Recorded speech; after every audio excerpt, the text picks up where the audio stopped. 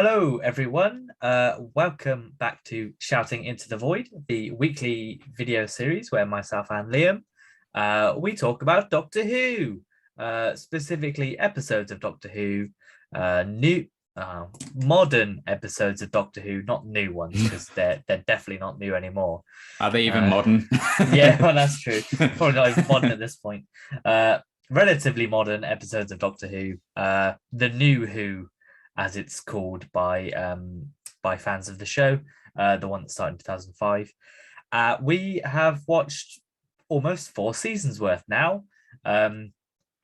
We've seen Rose, we've seen Martha, we've seen Jack, and we're going to see them again next week.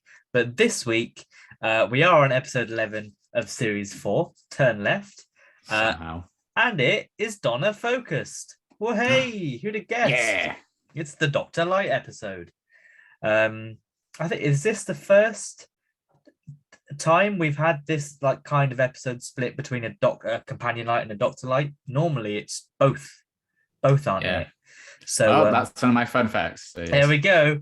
Well, I won't spoil anymore. But after we spent a torturous bus journey with the Doctor last week, we're spending a hellish time on a parallel Earth with a parallel Donna this week. Boy, this episode is heavy. Yeah, it is quite something. I did not realize how heavy this episode was, how much death and destruction and despair there was. But that being said, casual Holocaust. 2.0. Holocaust, child deaths, so much happens. But I love it. And yet none of it happens. It's all a dream all along. Who'd have guessed? Yes, I mean, could it be a cop out? Maybe, but you go into the episode knowing that it's going to be saved because of how it's set up. It's not a. Who doesn't love a what if episode? Yeah, it's not a case. I mean, probably a lot of people, but yeah, I don't mind them. So it's fine. Well, to be fair, I think this episode's fairly well received. Oh yeah, I think so. But yeah, it's not as if we start the episode with the Doctor being killed in like present day. So we get the pretext that this is an alternate reality. We get the context that this is taking place because an alien is controlling Donna's mind, type thing. And it just allows for Russell to run wild with what if and what would happen if this one moment was a little bit different. And I think it's done very well. I think it ties in a lot of the Whoniverse at the time together, brings in a lot of references, a lot of cameo name drops at least, but a couple of cameos from a couple of people that also have appeared or will appear in the show in the future.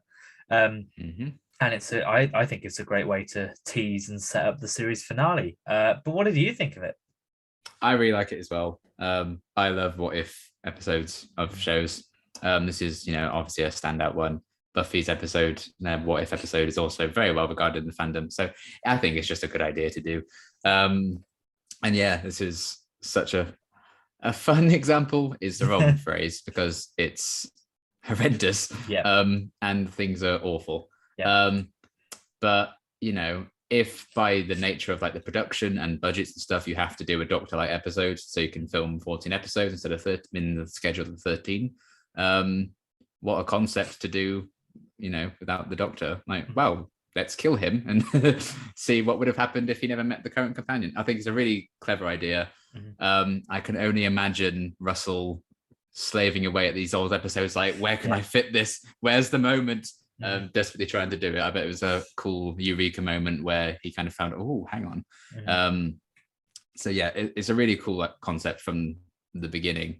And then elevated just by what they explore with it. The performances, I think everyone kind of brings their A game in this one. Catherine Tate's kind of fantastic. In particular, that's kind of a spoiler from all my positives. But it's such a cool idea. A real kind of payoff for people who have watched the show up to this point. Set up for even more payoff in the next 2 episodes for people who've stuck with it. And it's a really, really fantastic setup, I think. Allows Donna the time to shine after her spark break in the last episode. time for her to experience trauma.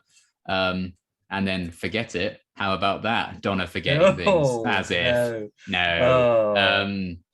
But yeah, it's well regarded, and I think it's clear why when you watch it. It's a fantastic one.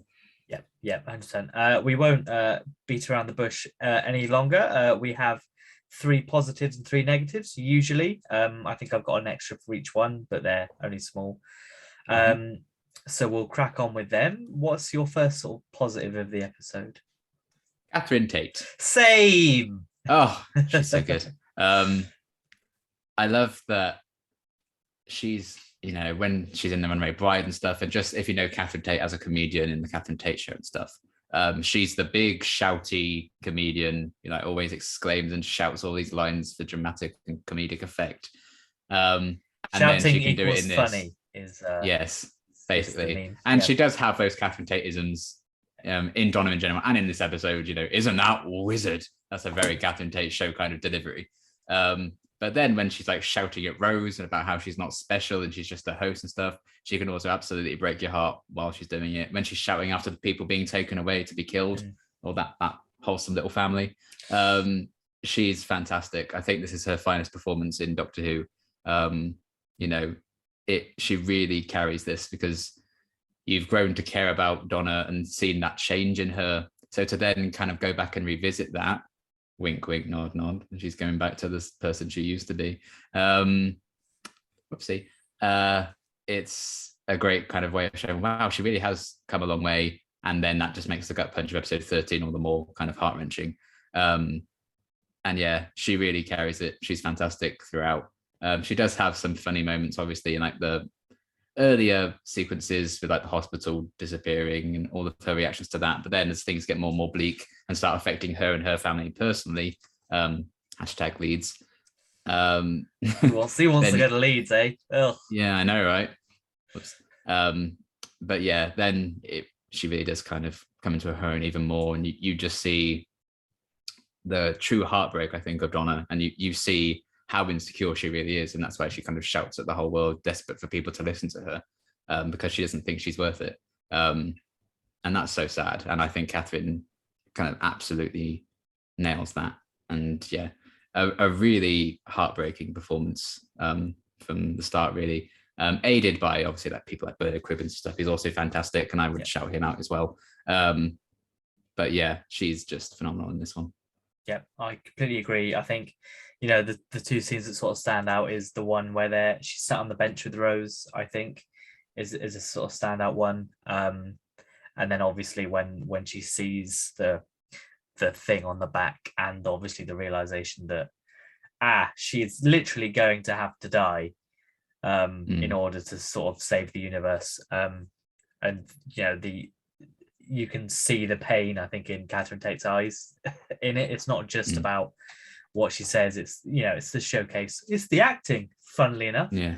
That little please she does just before she steps out. Oh, so good. Yeah. And, again, there was criticism when she joined, is it just going to be a comedian? Is it going to work? It's always the way with comedians, Doctor Who, isn't it? Doctor every single Who, time they just don't learn their lesson. No. Every single time it's worked out. Bradley Walsh can't be it does an excellent job. John Bishop can't do it, does an excellent job. It's like, come on, stop doing it.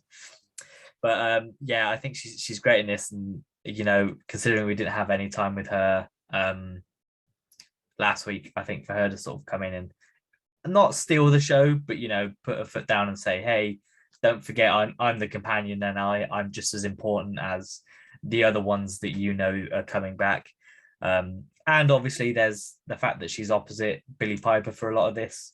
I think this does wonders for not having there be a hierarchy in the finale, because you see the 2 characters together, so there's not that wanting to see either of them.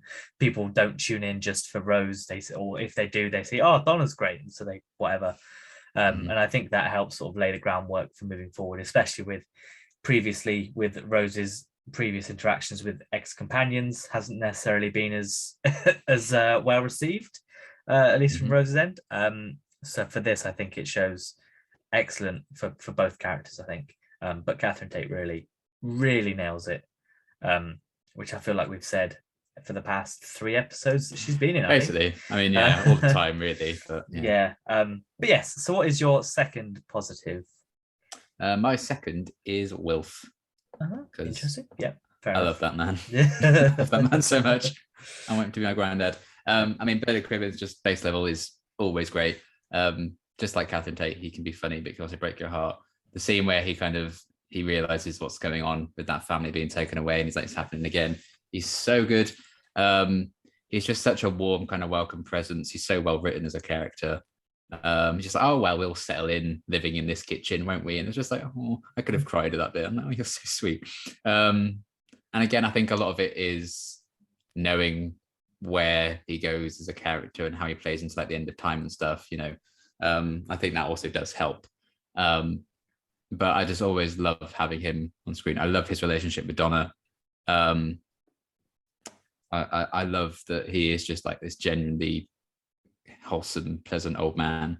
And I think you kind of forget in a way how vulnerable he probably would be in situations like this. And like you think of him, oh yeah, he's traveling around in the universe. If he was like a companion, like he'd be dead by episode 2. Like no doubt about it. He could have a heart attack run away. Die. He could not run away from a monster. He would be eaten by the monsters. Yeah.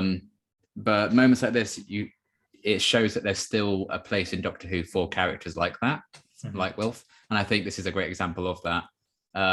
There's just so much heart to him. So even when we have Donna doing her Donnaisms or Catherine Tateisms, and she's like going crazy, at this woman being like, oh, they couldn't pay their mortgage, blah, blah, blah. Yeah. Wilf is there to kind of ground those scenes still and kind of reel her in. So I like that dynamic a lot. I think he has a great place just in the family in general, but as a companion-esque character in Doctor Who. So yeah, he kind of had some of the more heartwarming moments in this one for me, and some of the stand-up moments featured him. So I thought I'd give him a bit of a shout out because he's not Sylvia. So yeah. Yes. Yeah. He's great. Yeah. I think he also does, obviously having him there, there's a good juxtaposition of how somebody else could react in this situation, which is sort of the other. Sylvia goes the opposite direction to Wilf, which I think is a good thing to have and to show. I mean, I'll come on to it's it realistic later, but I think it definitely is. You know, every scene, every episode with Wilf in is probably a good episode if we think about it. So, I do agree. He's definitely excellent and a highlight of the episode, but unfortunately, he's not in my positives. Cancelled. Another character though has made it in. Rose Tyler. Hey, who would have thought? Who'd have thought it? I know, right? Absolute madness. I didn't think that would be the case. But for me, I think she's just a completely different character in this episode. So she's good. Basically. It helps that Billy Piper forgot how to play her, so that probably does tie into it a bit. Yeah, it doesn't surprise. Because I think I'll compare this character to what she's going to be like next week, because I think there are more Roseisms that come back next week. I was here first. Yes, exactly. Yeah.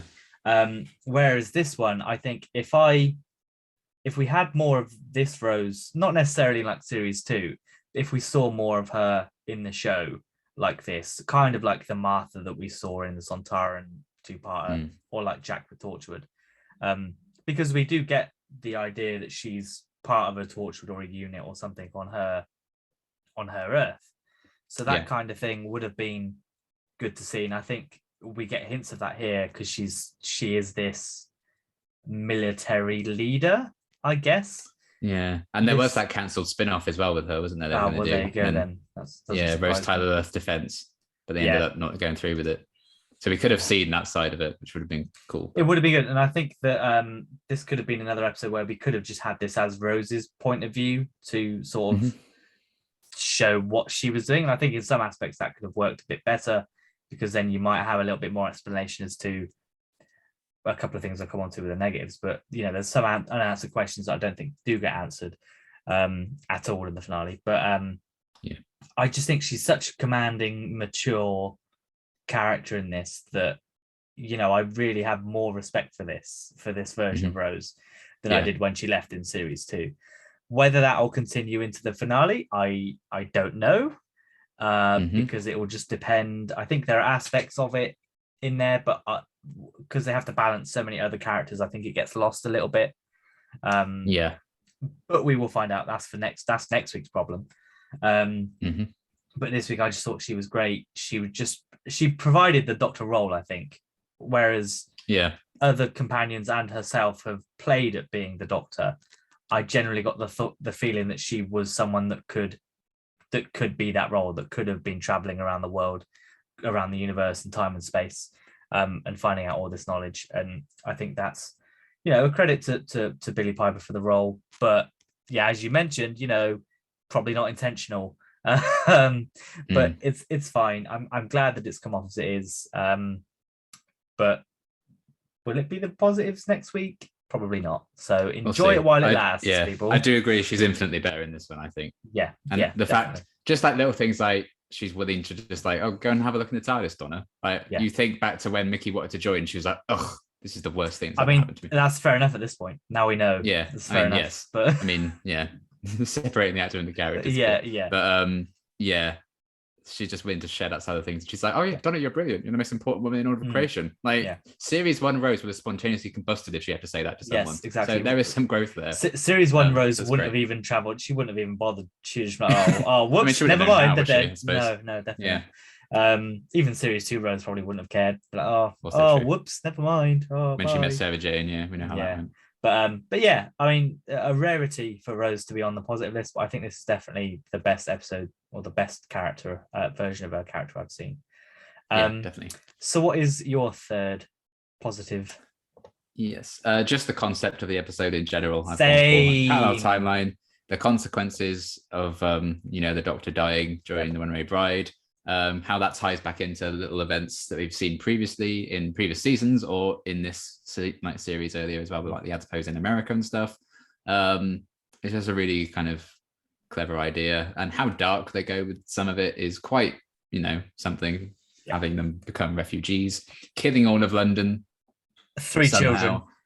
Yeah, Sarah Jane and her 3 children companions choked to death. Lovely. Martha chokes to death. Gwen, Yanto, and Jack. Oh wow! Set a flame. Jack. It says in there, Jack doesn't die. It says he's transported to the Sontaran homeworld. Well, yeah. So he's still alive. God knows what happened to him on Sontaran. Who knows what they do? I mean, nothing. No, just keep it there. Yeah. So seeing how that all kind of plays out and how you tie it back into it, and the music sting every time something gets mentioned. Yeah. Which could have been a negative for me, but I decided to be nice and didn't put it on there. But that is a bit annoying that you do that every single time. Because I already moaned about music stings in the last episode, so I didn't want to do it again 2 weeks in a row. Yeah. Fair enough. After you praised it 2 weeks ago. Now I know. Now 2 weeks ago, music's bad. Yeah, they're like, I'm about to end this man's whole career. I'm about to end these man's whole positives. But yeah, just what they did with it, I think was great. And the whole kind of idea of the Holocaust happening again is dark as fuck. But I think they get the balance right with it. I think if like kids are watching it, I think they know this is bad, but maybe it's not hammered home enough for them to have the awkward conversation where they turn to their mum and dad and go, what's that about, mum and dad? And then they'd have to explain the Holocaust to their child. I don't think that's what the episode would have wanted. Good Saturday night chat with the Saturday family. night fun, tuning down, sitting down to see this. We're now going to watch Boy in the Striped Pajamas. Oh Christ! Oh, that film! Oh my God! Yeah, damn. But the fact that they do go that dark with it, and Doctor Who does go dark a lot. That's why it got cancelled in the old times. But yeah, it was really, really, a great concept for the series. I think in terms of like whenabouts you would do like a what if scenario, I think in the 4th series is a pretty good point. I think to judging wise when to do it. I think this actually worked quite effectively. And immediately before the finale as well, when we're going to steal these characters who were mentioned in person again. That was quite a clever way of setting that up as well. And so yeah, just the whole idea, the fact that Doctor Who doesn't do this more often, it's like the second time they've ever really done it in Doctor Who. It's kind of crazy considering the concept of the show and what they could do with it. So yeah, it's a great idea and it's executed pretty well, I think. Yep, I agree. I think especially with it being in series 4, I think the issue with like doing it now is that it gets to a point where Earth would have just blown up and that would have been it. They couldn't go far. So I think doing it now, there hasn't been like something where there was just enough like characters that could solve the problems. Like if it had been series 5 this happened, it might not have worked out as well. Yeah. If we did this just after the end of time, that that would be it. Gallifrey would have destroyed Earth, and then that would have been the show. So I think it's a perfect time. It does tease all the characters that are about to come back pretty well. It's just very it's as if it's the start of that nostalgia trend that's just taken over now in media. It's do you remember all of this? Do you remember this? But I think it's done better than just there's a quick flash of a Doctor that used to be on there that we've seen so often in the show, especially recently. I think that it does it very well. And it also saves on having to pay the actors money to come and do those heroic acts. They can just say it happened. This was the cheap episode, apparently. Yeah. Well, this is midnight, so. Yeah. Well, I think this is just it's great how it's done. I think but maybe it is nostalgia for the episodes for being like, oh, I remember that and everything. But it's always, I say it's fun. It's always entertaining to see when the Doctor loses. I think that's where the better stories often come from, is where the Doctor's stuck. Where the Doctor drowns. Yeah, basically. Well, That's what they should have called it. The Doctor drowns. Well, to be fair, I think it should just be called Turn Right. Because that's what she does. Turn left doesn't make sense. Yeah. Turn left is like the solution. Yeah. But Turn left probably does sound better. I don't know why, but it just does. It does. That's probably why they decided it. But yeah, I just think when the Doctor can't win, always creates a better story than when it's just an easy way to defeat the villain. That's why the cliffhanger for Pandorica opens in the Big Bang is good, because he is literally surrounded, and it's like, oh my god, how the hell does he get out of this? And then he just does. Well, hey, he's out. We'll come on to that in about 4 months, something, just getting there. So and then the Daleks being defeated by buttons on their own console in a couple of weeks' time. Yes, that's true. Yeah, but smart. But that's a problem for Journey's End. Yeah, that's the problem for later. If in doubt, just say there's some buttons that can do it. That's the best way to solve the problem. But yeah, this episode's great. I love it when Doctor Who gets dark. It doesn't do it very often, but I think that means when it does do it, it makes it better. Especially when it's written as well as this, and especially as it's a Doctor Light one as well. Normally they're pretty light-hearted. When they're like this, I say pretty light-hearted. Blink wasn't. Blink. I was thinking more light-hearted than this, I suppose. So Love and Monsters is what I was thinking in terms of happy. Forget. But even that ends up with most of the people dying and one of them being turned into a paving slab. So true. Maybe that's a happy ending. Well, it probably is for Arden. Yeah. Always someone. But yes, just the concept and tone of all this whole episode's excellent. What a concept. I know.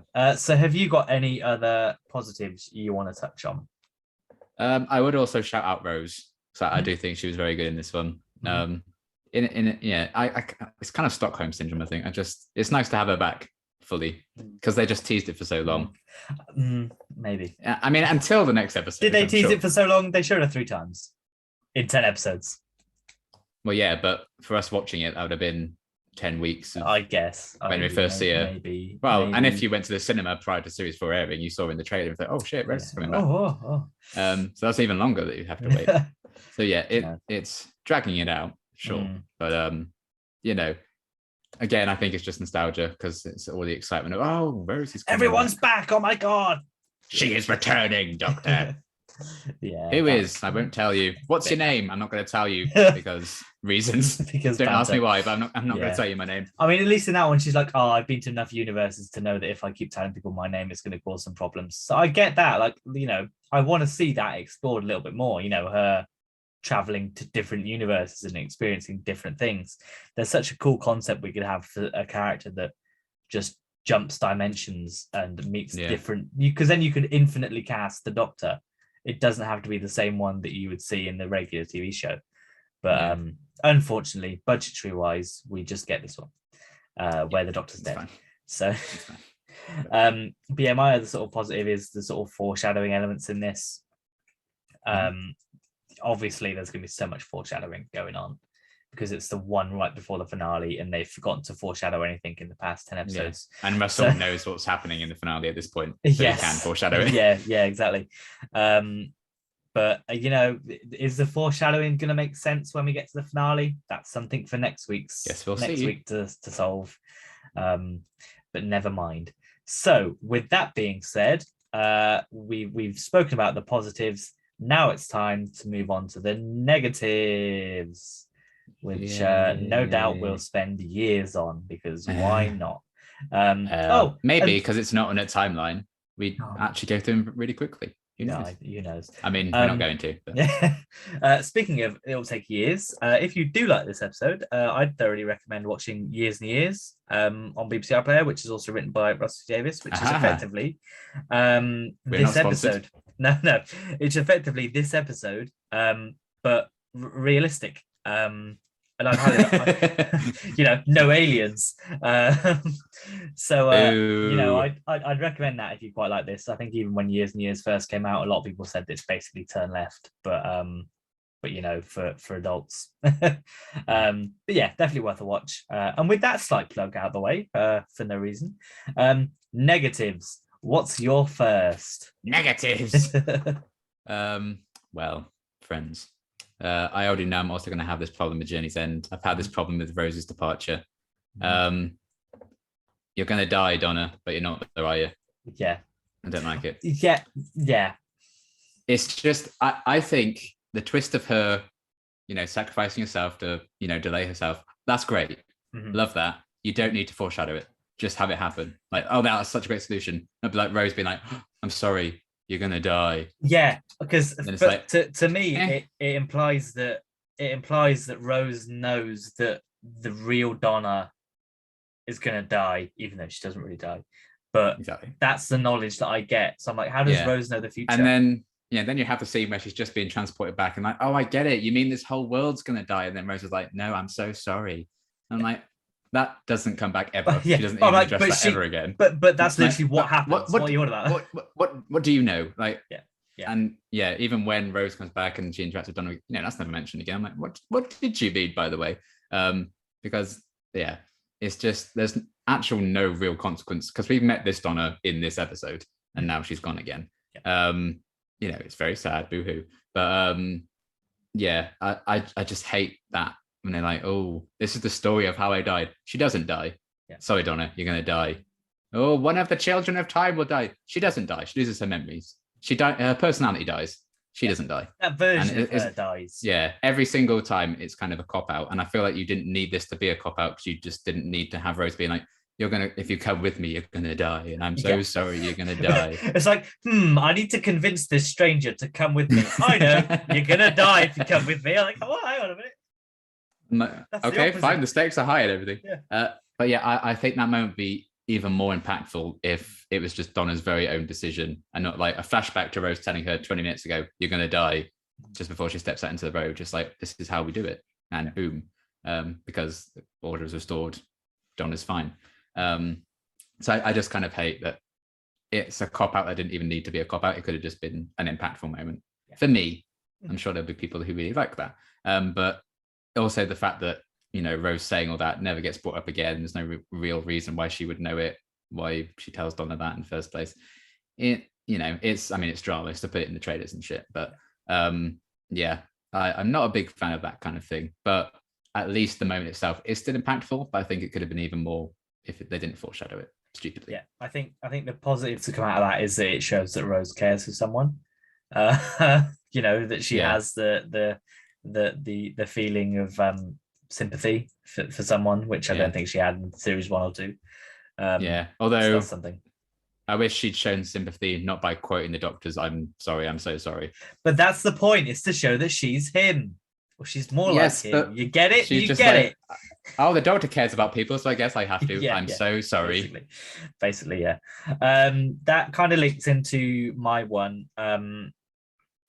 How does Rose know future events? I get she jumps through universes, but I don't think there's not a line to explain how she knows future events in this Donna's universe. So she turns Yeah, up like, oh yeah, up there right now, Captain Jack and his team are doing it. I'm like, how do you know that? How do you know enough about this specific universe? Does this machine, have you been using the big circle machine to time travel back from that point to see Donna? yeah, Or has that been a glitch? Because I think that's glossed over too much because it flashes, which implies she's using some form of time machine, but then it's also then implied that she's just been jumping to different universes and she's not supposed to be there at that point. Even at one yeah, point, she's like, "Oh, I was just walking along." So I was like, "So how does this work? How do you know so much information yeah. about this? How do you know Donna's going to come to you in 3 weeks' time? Unless after Mm. Donna left, she went back along the timeline in there to do it. But then I thought that universe was then gone after Donna had died or whatever. So I just don't. I think that needs some, Yeah, like, even just a waffly line like, "Oh, this universe isn't supposed to exist, so I've got a device that lets me travel back along it because it's effectively only taking place in 2 days," or something like that. Similar to, the library where you say something and you're there, because it's mm-hmm. such a new universe that shouldn't exist. It's easier to manipulate maybe, but Yeah, I think that's sort of, again, it's nothing major. I don't mind it because it adds a sense of tension to the episode. It adds a little bit more detail and context. Because if we were just with Wilf and Sylvia and Donna, we'd have no idea what was going on outside of that. We wouldn't have known about, you wouldn't be able to tease any of the other characters. So it's fine. I can let it slide, but I just do think it needed a line just to sort of explain how she was so knowledgeable. Because it's not even like mm-hmm. these events happened while she was still with the doctor, because all of these happened after she left, after she got stranded. But then I know that Pete's world was traveling like 6 months further ahead Yeah. It's a than the bit other ahead. one. So I just That's don't how she know knew how it about the works. stars going out, but I don't really know how she knew all the specific things about Yeah, other universes. yeah. Yeah. And I mean, again, maybe if you had a series that showed her going to different universes, maybe there is another one, a parallel universe where where the doctor did die and all that kind of stuff happened. Because why? Surely every action has an opposite reaction that creates a parallel universe. So even though this one was created around Donna, there should still be another one out there that is that one. Mm-hmm. But never mind. That's getting too deep into it. That's being too complicated. Something that a 49-minute episode doesn't have time to do. Yeah. So I can deal with it. It's fine. So Mm-hmm. what is your second negative? Yes. There's just a few kind of inconsistencies, I guess, in like the events that play out Mhm. that I think maybe they could have just written around or whatever. Like in Voyage of the Damned, they established that the Titanic will just destroy Buckingham Palace, and now here it destroys all of London for some reason. Well, For plot. I thought in the episode. Well, I mean, it's still wrong, but I thought in the episode they said it would destroy the Earth. So And it's just Buckingham Palace, I think, in the end. But uh, even so, either way, the it's alien, consistency. yeah, and people had like in Voyage of the Damned, like all like fled London anyway because Yeah. it's Christmas and there's aliens. There's aliens invasion still happened in this timeline because we had like the Rachnos and stuff. So I think people may have still fled, Yeah, there but wouldn't be everyone was many just there people. to die anyway. Yeah. There's just a few little things like that. I think I can deal with it, but it just twists the thing, and especially because you're trying to kind of exploit a story thread that you established. You could have just used examples that properly worked. Especially because I kind of did some research and they've cut out a lot of things because they didn't work, but then included things that didn't work. So strange. But yeah, there's a few moments like that and just a bit like I don't know if that all fits together perfectly well. But again, it is what it is. And like, yeah, when the world was like ravaged and like in much a worse state, why would the adipose even bother coming to it when it's been fucked up anyway? Yeah. A few things like that. It's a bit inconsistent, but I needed negatives, so there you go. I'm a nitpicky Doctor Who fan now. If most of the population of America has been dissolved, what's the point of the Sontarans coming and trying to get all the gas? I know there's loads of cars. Plenty of room in America for the refugees now. Yeah, exactly. And then it doesn't make sense why they closed the borders just because. Oh, you had aliens invade. You're not coming over here. Like it's not. Yeah. Pardon? It's not like we started on you. Let's have some up, please.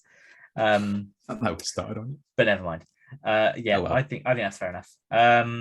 My next negative is Sylvia. Let's talk about Sylvia. Do we have to?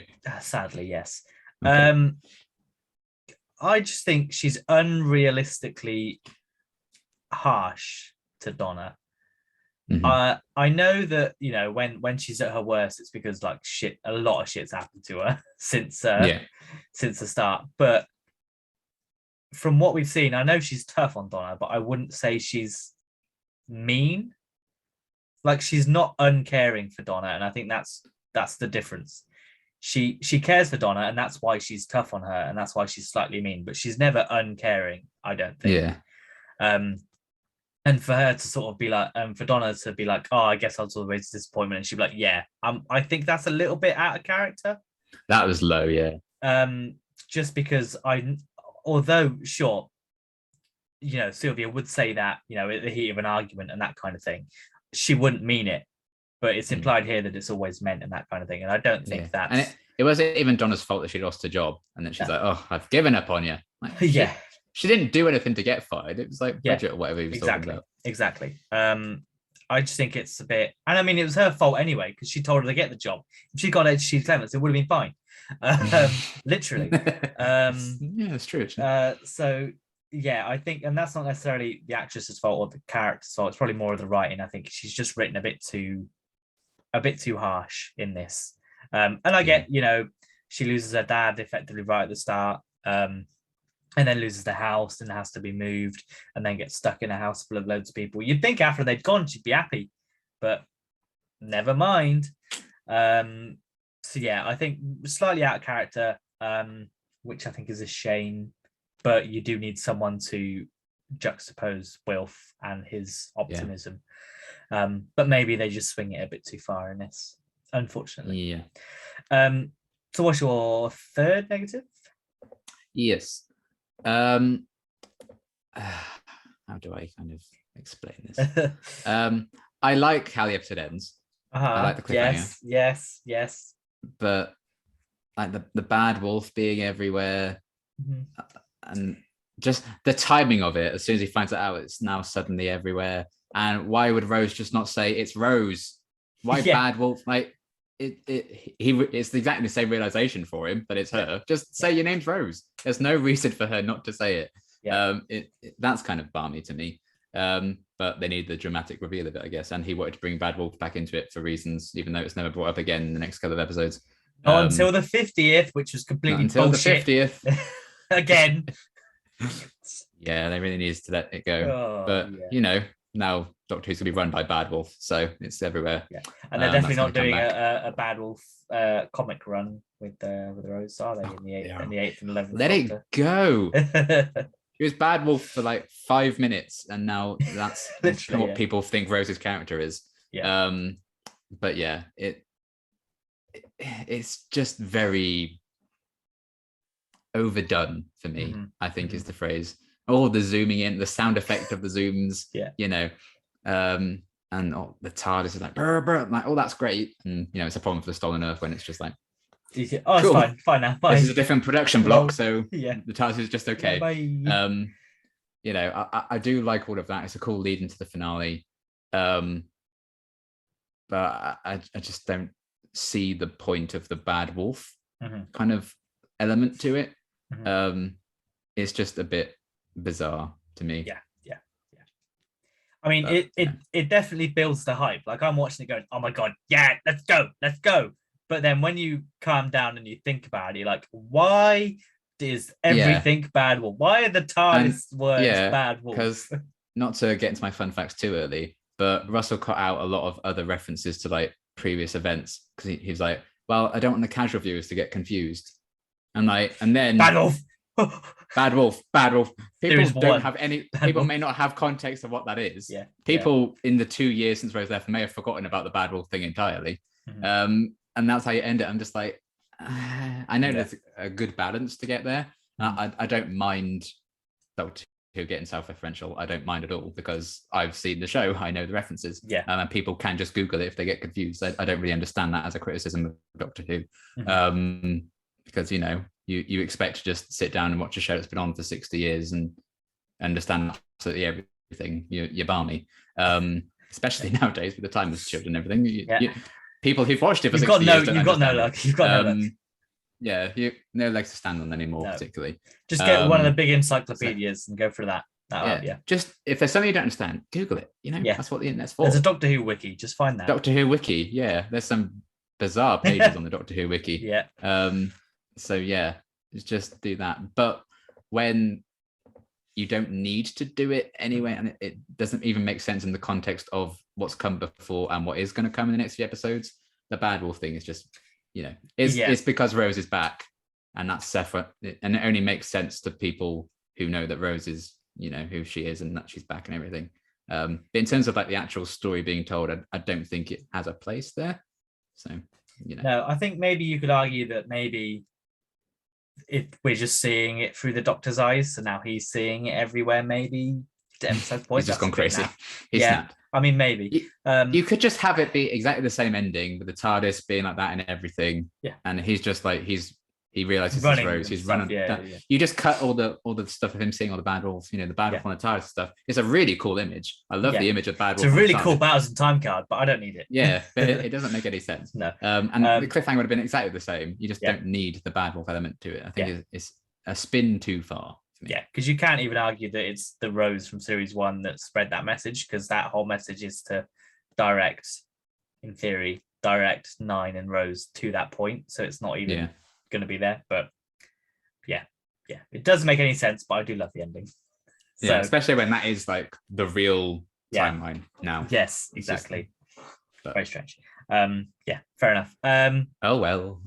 So my sort of other one, a little bit nitpicky, is there's a lot of just science mumbo jumbo in this.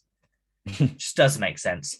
She doesn't even know what she's saying. Yeah, the one that I like is, we managed to scrape off the surface technology. I'm like, the fuck does that mean?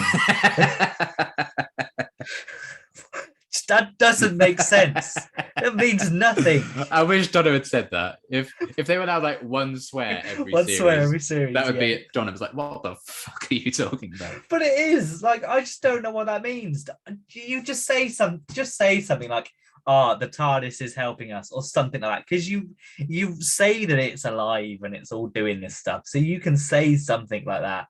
It doesn't need to be just, I haven't given a reason, I know, scraping the surface. Like, that just implies that they're there at the TARDIS going, ooh, like the whole blocks of cheese, the gooey cheese, where they do that. They're shaving it down because it needs a repaint. Yeah, it's just it doesn't make sense. And I know I went, I'd like a lot. I don't mind having lines to explain stuff, but it has to explain stuff. Yeah, those lines are just nothing to us. Yeah, we don't know what you're talking about. And I think especially because, and it's again, no offense to Rose, but it's because it's coming from Rose, I think is also one of the issues, is because we haven't seen this version. We haven't seen her so become aware of it. You know, we've only and she then goes, I don't know, it's something the Doctor would say. yeah. So how are we supposed to take that seriously? Like, you don't even know what's going on. No. Have you made a time machine? Literally, how have you made a time machine? How have you, Rose Tyler, done this? Like, you could literally have said, I've been working with units to harness the technology of the TARDIS to make our own time machine. Say that. That's probably easier than scraped off the surface technology, because that just means nothing. But never mind. But I do love with the mumbo jumbo stuff.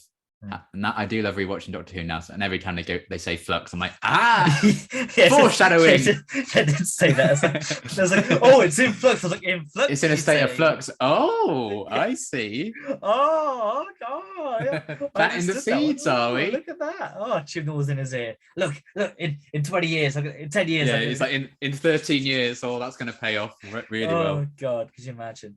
It was the plan all along. Who'd have guessed?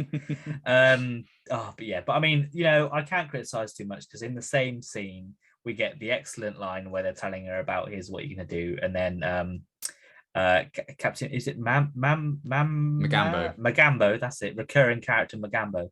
Popular character Magambo. She goes, and this is to combat dehydration, and it's just a glass of water.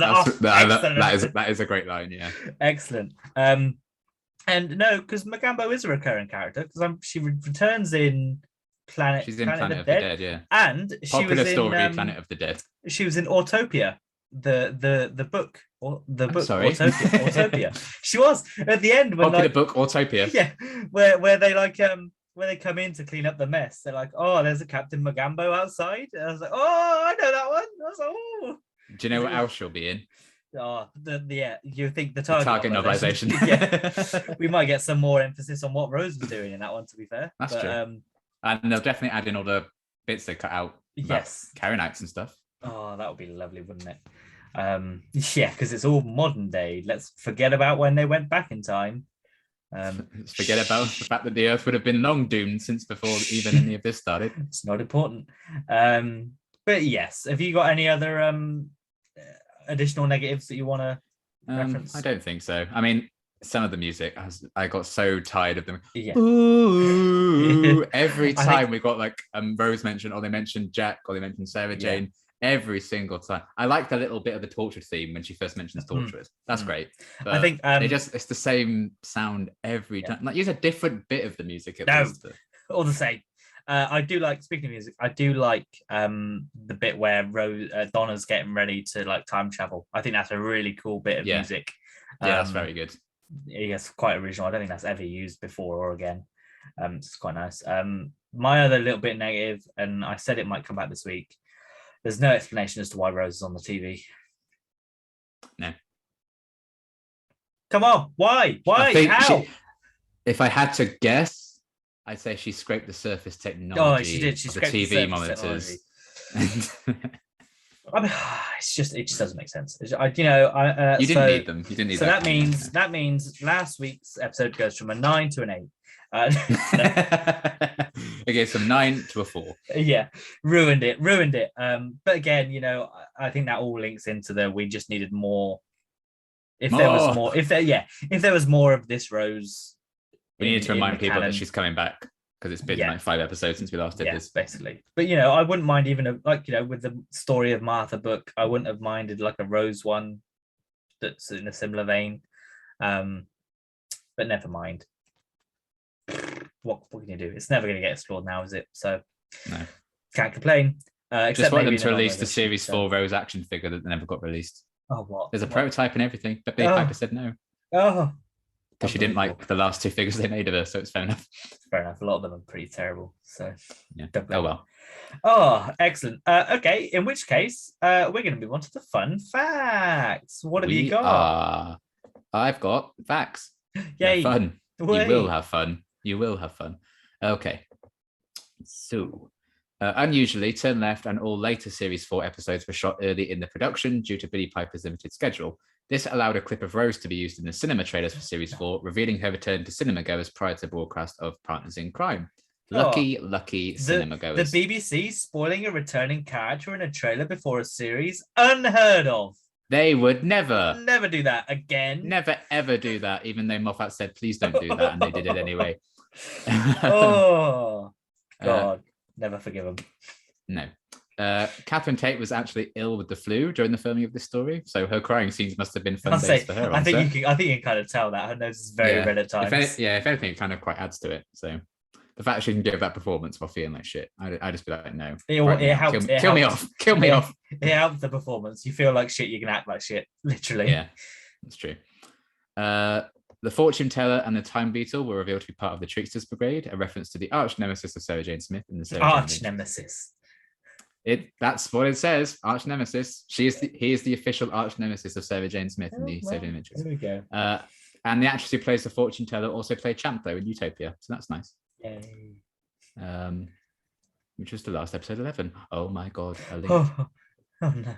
The last episode 11 we were in person. We did Utopia in person. God, did we? Do you remember that? Yeah. We did it Oh at your flat. Christ! I mean, we could do Oh it my again. Christ! There's I'm a Christ. literally no reason why we need to keep doing these online, but never mind. It's just so much easier. It's just easier, yeah. Yeah. This is the third Doctor-like story of the revival following Love and Monsters and Blink. David Tennant filmed his scenes for this episode in one day. Well, 2 out of 3 ain't bad. 2 out of 3 ain't bad. Although this is the first time that the companion is also the focus, rather than just having a smaller role. 1 out of 1's pretty good. It was filmed at the same time as Midnight to accommodate a schedule fit for filming 13 episodes to be able to film 14 instead, so that we can get Christmas specials. So thanks. Director Graham Harper's penchant for showing distorted images of our main character in his episodes is again featured here when Donna's viewed through the circle of mirrors. So good on you for keeping that up. London's Chinatown was recreated in Cardiff for the episode's opening and closing scenes. They couldn't even film it in Chinatown in London. What? But it's not even like, it's a futuristic place, isn't it? They didn't even have to do it. They recreated it and then added futuristic signs, I guess. Chinese people were invited via Facebook at the end of 2007 to apply to be extras for the scenes and were paid £70 a day. Not bad. No, I guess it depends how many hours that is. Yeah, I mean, it's long ass days, I suppose. If you're doing 7 hours, that's £10 an hour, which ain't bad. But if you're doing 12 hours, yeah. And you're just going to be sitting around for ages as well. Yeah.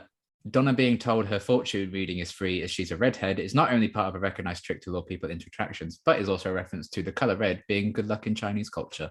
So I guess that's why she falls for it so easily. Yeah. Because that woman is clearly shady. Yeah, that's clearly a trick, Donna. What are you doing? You brought this on yourself, Donna. If someone tries that hard, it's not worth it. Yeah.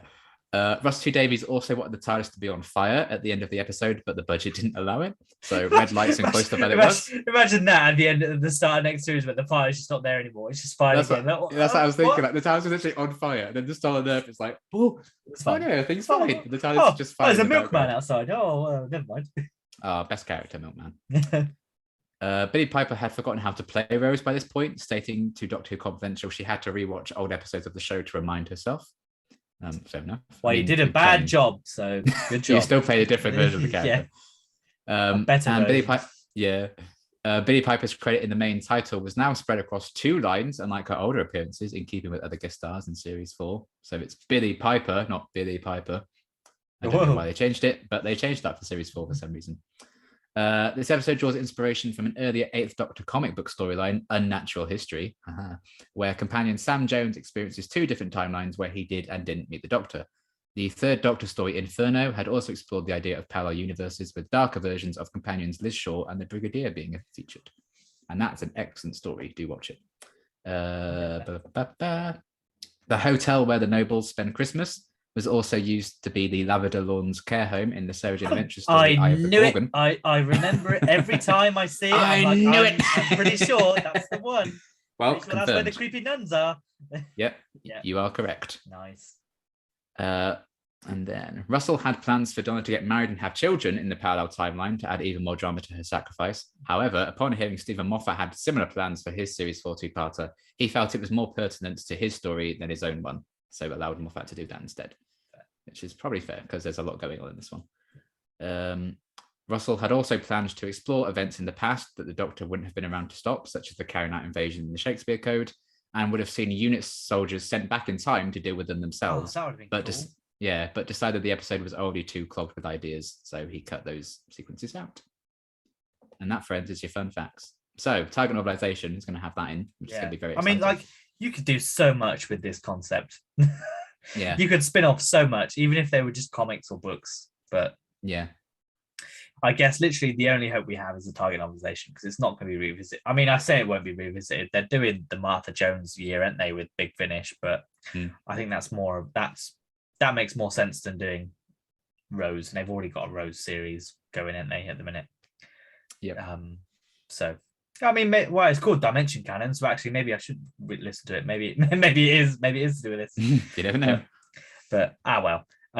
Excellent fun facts as usual, and it now takes us on to rating the episode out of 10. What are you giving it? Oh my goodness. I will go for a 9, I think. I'm giving it a 9.5. Ooh, we're swapping round. Ooh, I know, right? I just thought 2 very good episodes. Yes, I just had a lot more fun. I think this one was, I say, a lot more fun. I think this was more entertaining in terms of there was more happening. Yeah. Because I think the only downside with Midnight is that it's all on one location and you're with the same characters type thing. But with this one, it felt more expansive. Yeah. Which I appreciated. Not to say that neither of them are good. I mean, they very much could both be 9s or 9.5s. Yeah, exactly. So it's excellent. And then hopefully that trend will continue next week when we reach the Stolen Earth.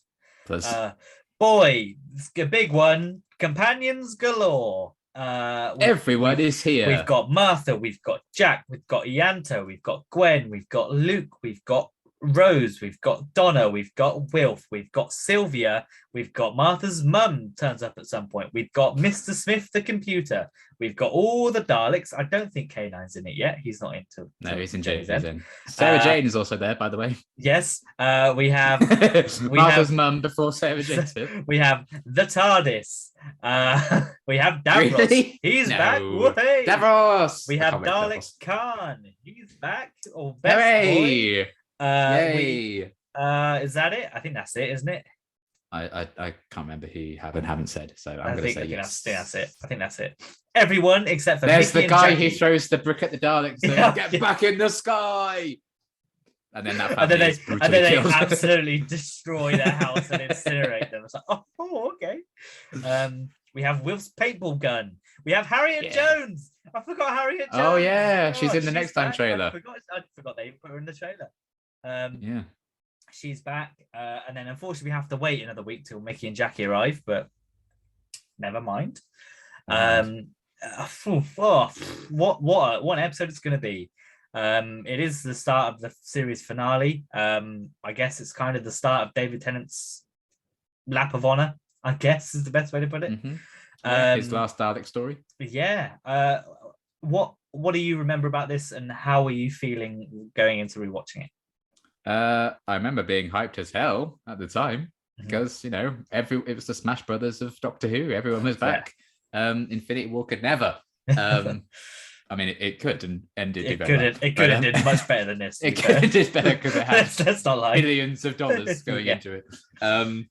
But yeah, I think regardless of how I'm going to feel about this, particularly how I'm going to feel about Journey's End, because I'm not as big on that anymore. Just trying to put something of this scale together and kind of crossing over 3 shows is, I think, applaudable. And I think at a baseline, I think it is an excellent kind of story. And I think this first part is hype as hell. I remember my dad being very excited for Davros because he watched it growing up. And I really love Davros as a character. I think they do a great job with him in this story as well. I think the Daleks are pretty ruthless in this first part as well. One finally gets to shoot the Doctor. They always are. They're always ruthless in the first part, and then they're useless in the second. And then Sarah Jane and Rose are just pushing them down the corridor in the second part. Hand spin, and that's the end of the Daleks. But that's a problem for Journey's End. Yeah. But yeah, there's a lot of hype having all these characters there. I'm interested in seeing how much focus they'll get in this first part. And which moments properly stand out. There's a lot of big moments I can kind of remember. I think Sarah Jane's reactions to the Daleks' voices after years and years of not having heard them is going to be cool. Just seeing that the Torchwood lot again, because I haven't kind of watched Torchwood in years. And same Sarah Jane mentions, really having Luke and Mr. Smith. Alexander Armstrong is in Doctor Who. Yeah, again. And he's just a voice. Well, they won't waste him the next time. No, definitely not. But yes, I'm very excited to see how it all kind of plays out. I remember the hype going into it, and the cliffhanger also had people talking all week. Made the news headlines and everything. And then what happened. But I'm really excited for this one. I think it's gonna be great. I love Davros anyway. He's one of my favorite kind of recurring villains in the show. He's due a comeback in modern day, I would say. He's not been seen since Capaldi's It's been the same amount of time now as it was between Journey's End and The Magician's Apprentice. So he's due another return, I would say. If he's not in he won't be in the finale of Jodie, because I imagine that'll be the Cybermen. What if the Sea Devils are revealed to be Daleks in Star Wars? No, I reckon I'd be so mad. I reckon he'll be in the 60th, I reckon. Because that makes sense. Maybe, yeah. I think, yeah. I'd be surprised if the 14th Doctor doesn't face him, I will Yeah. say, because he's clearly not dead. No. But we'll He see. never dies. Yeah, I'm really excited to see, Series 4 really amped up in the past couple of weeks. Mhm. And I'm looking forward to hopefully seeing that continue. And it'll be great to see all these characters from my childhood again, because I haven't watched this one in quite a while. So Yeah. should be exciting. Hopefully I still like it. That's the big question. I'm looking forward to seeing my favorite line, Rose at the shop saying, "You can drop it or you can run." And I'm like, what? That doesn't make sense. It's either you can drop it and run or you can die. That's what it is. It's not you can drop it or run. That doesn't make sense. That means they can take the stuff and run, or they can drop it. It's a what? So I have end of the world, darling. The end of the stinking world. I will. I'll see how it goes, but that's always annoyed me, that line. But never mind, it'll be fine. We'll see how it goes. It's now telling me the internet connection is unstable, so we'll wrap it up now before one of us eventually dies, which will always happen. As you can see, Liam's already chugging along, which is lovely. Oh, look, now he's not even there. See you chugging. Oh, there we go. Oh, there we go. Right, we're gonna close it now. All I got was, oh no, no. I've got things to say. No, it was funny. All I could hear was eventually dies. I was like, what? What have I missed? Somebody will eventually die. Well, I mean, that's the whole point of the next two pirates. Who's it going to be? So... Tune in next week. Which one of us won't be here next week? Yeah, Tune in to find out. Depends how well Elden Ring goes. I think depends if both of us are here or not. Yeah. That's true. But yes, we will be back next week with the Stolen Earth again. If big Doctor Who news breaks in the week between, I'm sure we'll be back to talk about it. It's getting closer to the April release of the next special, so there could be something soon. But who knows? It's all up to the BBC. But yeah, with that being said, we will see you next week. Goodbye. Bye.